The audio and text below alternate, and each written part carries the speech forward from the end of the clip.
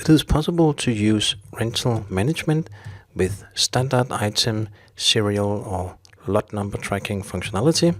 meaning because we use the standard order documents and warehouse functionality, it's very easy. Let's see this example of my item 5000, a computer which has a serial number tracking on it,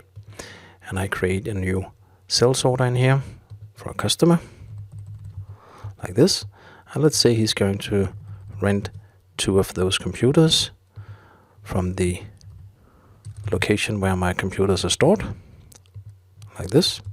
and he might, let's just get it further down here, he might rent those for 5 days.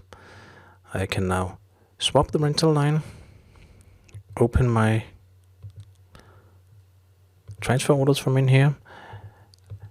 and when I navigate to my transfer order, I would get an error if I don't add the item tracking lines, because it's set up with standard serial number functionality.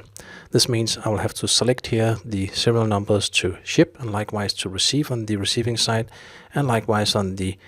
backcoming transfer order. So with the standard functionality of item tracking, we can handle all the warehouse handling and thereby also assigning specific serial numbers or batch numbers to rental stuff.